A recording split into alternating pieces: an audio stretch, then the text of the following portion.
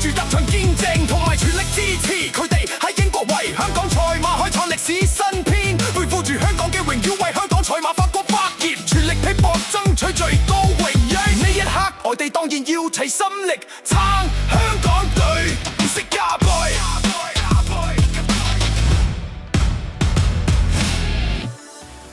嚟緊8月8號，英國亞士谷馬場將會迎來1年1度世界馬壇夏季盛事第25屆色甲杯。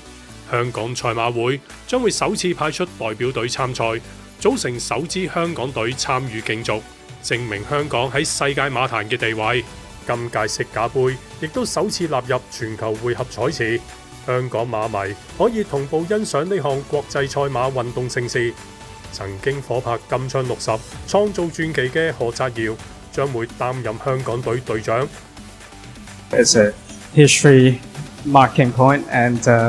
we'll definitely do our best to represent well for Hong Kong. 聯同近年表現突飛猛進嘅周俊樂，同埋24歲嘅霍雲星，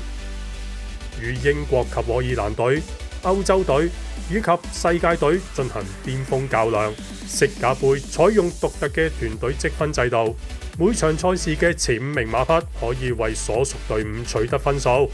最後由總分最高嘅一隊封王。所有坐騎透過抽籤分配，因此一直被譽為賽馬界最刺激嘅騎師邀請賽之一。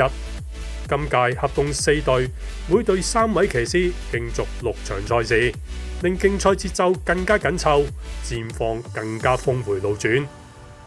2012年嘅色甲杯，當時年僅21歲嘅蔡明紹代表世界隊出戰，贏埋象徵個人最佳表現嘅銀馬鞍獎。2019年，何澤堯首次踏足英國亞士谷馬場，策騎暗夜力量勝出色甲杯1哩賽，協助世界隊成功封王，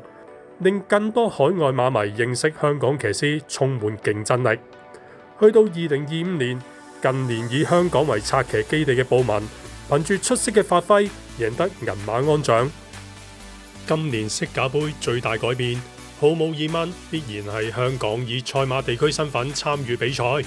過去香港騎師多數以個人身份被編入亞洲隊或者世界隊參與色甲杯。今年最大改變，當然係香港賽馬會將會首次派出代表隊參賽，組成首支香港隊參與競逐，證明香港賽馬會多年嚟培訓制度以及人才發展已經位列世界馬壇主流。當何澤堯、周俊樂同埋霍雲星首次以代表香港隊身份參戰，喺英國亞士谷草地上面策騎衝刺嘅一刻，佢哋背負嘅並非個人成績，而係整個香港賽馬運動嘅榮耀同埋夢想。8月8號，記住一齊睇直播，為香港隊打氣啊！